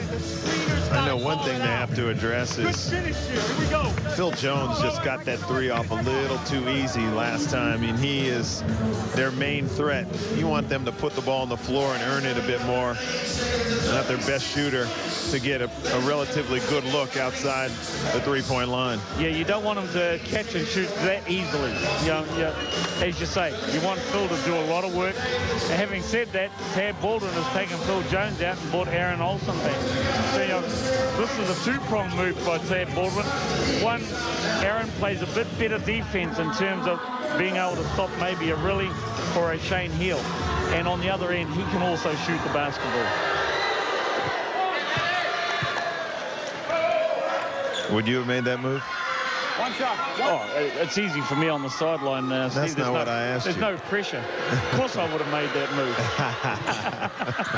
move. Now who's tripping? No, me. Self-confessed. Mark Dickel, just over a minute to go in this ball game. Cameron. He's trying to get by Bogut. Tough three. That's off. Saville. Oh, somehow pulls that board down with one hand. Well, he's an athlete, isn't he, Glenn Saville? Just a workhorse as well. He's done a great job for the Boomers tonight. He's been very consistent over this series, hasn't he, Glenn Saville? He sure has. Sorry, he's Coach. Been able to hit the three. He's been able to get into the lane and hit easy jump shots. He's played such tenacious defense, and as you say, he got that one with one hand around the basketball for that rebound. Yeah, remember that one-hand dunk he had with his left hand last night. Especially with the absence of Sam McKinnon, it's important for Glenn Saville and Martin Catalini to really step up in that position. Well, there's a name that you haven't said for a while. Martin Catalini hasn't, I believe, played in all of the fourth quarter, and maybe only a couple of minutes of the third. Dickel thought about the three. Gets to the rim. Nice move by Mark Dickel. Trying to find Shane Hill. They got him in the corner. Ooh, I thought they should have gone for the trap. Could be a violation. Do they get it over in time? Nielsen. Bogut will run some time off the clock. He'll get it to Hill. They'll get it to their best foul shooter. Shane will hang on to it. And they got their money's worth. They hammer the hammer, and he'll go to the line for a deuce. Yeah, they try to put a nail in the hammer.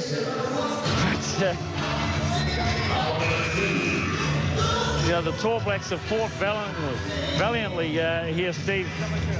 28 seconds to go. They're down 8. And, it's just been a heck of a series. Game one, I said it before, a complete blowout. Australia in total control. And no one, and I mean no one, and you'd have to be lying if you thought, other than Tad Baldwin, that the Tall Blacks were going to come back. Everyone thought that they might come back close. But, I don't know if they thought they could come back and win. And then all of a sudden, game 2 last night, they won. And game 3, they've still been in it all the way. Shane Hill putting the exclamation point on that one with a bank from the free throw line.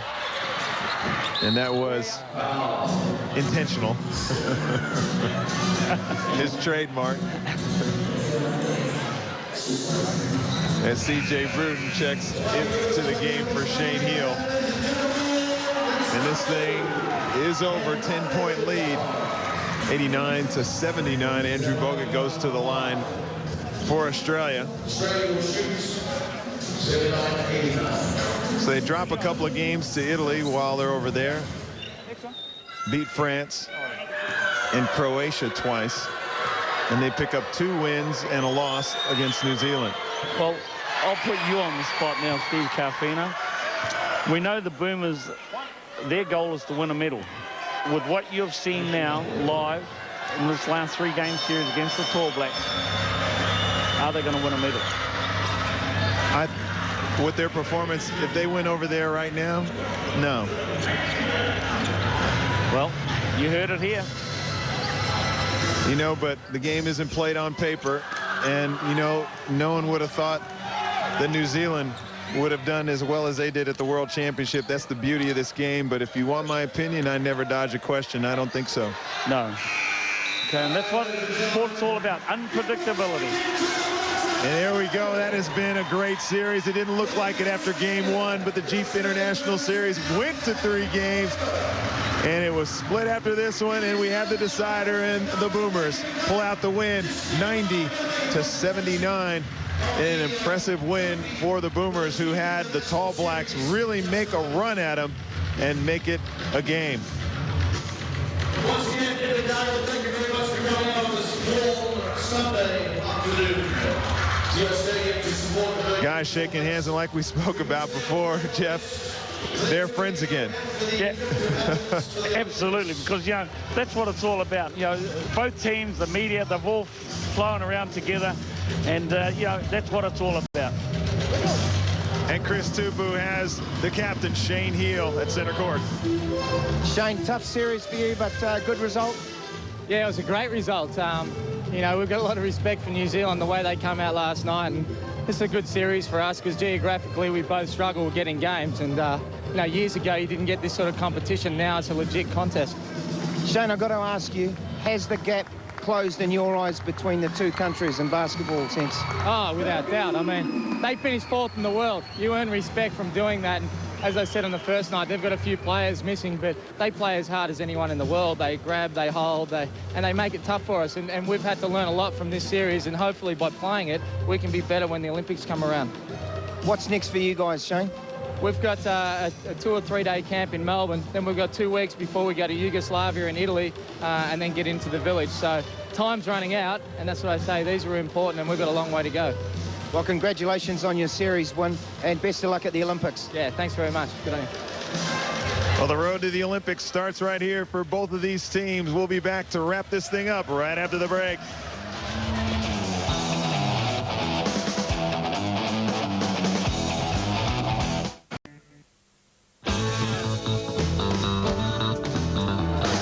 Well, with me now is Tab Baldwin. Commiserations, Tab, but a good series for you guys. A tremendous series for us. You know, very disappointed to lose on our home soil. We feel we let down, you know, a lot of people, but in terms of preparation for the Olympics, I don't think we could have asked for much better. You know, the Boomers came and they were exceptionally tough, hit us right between the eyes, and I think we hit back, but we didn't hit back hard enough.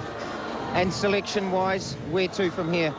We'll name the squad tomorrow for the squad. I'm not sure when we'll go public with it, but the boys will know tomorrow. And there'll be some disappointed guys, but, you know, it's been a great trial, a great camp, and a great series, and I think we'll come out of it with what we want. And, you know, talked to Shane Heel after the game, and I said, has the gap closed? He said, there's no question that it has closed up. Yeah, I think we can stop talking in terms of a gap. You know, I mean, Australia is a more powerful basketball nation with depth and resources, but this particular Tall Black team can compete. You know, they can beat Australia on a given day, and we've proven that, and we've proven it without much preparation. So, you know, I'm real optimistic about, you know, our pathway forward, and we can be very good, but as I told the guys, our margin of error is incredibly small. We got to get it right all the time. Well, I loved seeing that fighting spirit last night and throughout the series. Tab Baldwin, best of luck at the Olympics, and I'll see you over there. Thanks, Tubes. Thanks to everybody out there. We appreciate the support. Plenty to be proud about. The Tall Blacks, excellent in game 2, just couldn't get over the hump. Let's check out the top scorers. Matty Nielsen for the Boomers with 25, Heel 15, Bogut 11, and Jones led the way for the Tall Blacks at 21. The assist department weren't too many dished out. It was a very hard-fought game. Paulie Blank came into the game. He's got 3. Book had 3 to lead the way for the Tall Blacks. And top rebounders, Bradshaw, excellent job for the young fellow with 5. Matty Nielsen pulling down 11, and Bogut with 10. As we go to my favorite commentators in New Zealand to wrap this thing up. Well, Steve Carfino, we want to thank you very much for coming over here and commentating with us. Jeff Green, it's been a wonderful series and a great build-up to the Olympics for the Tall Blacks. They couldn't have asked for a harder series. Yeah, no, they couldn't have, and it's been great. And, you know, thanks to Australia for coming here to give us the competition. As Shane Heal said, you know, we don't get a lot of competition. It's been great for the Tall Blacks. It's been great for the Boomers. And, you know, it's been great preparation for the Olympics. And Tab Baldwin and the Tall Blacks, good luck in Athens. Well, although they lost the series, history was made last night in Christchurch. We were there. I loved watching that. I couldn't contain myself. But there'll be more basketball. The next time you see us, we'll be at the Olympic Games. That's right, the Tall Blacks and the Tall Ferns from Athens. We'll see you next time.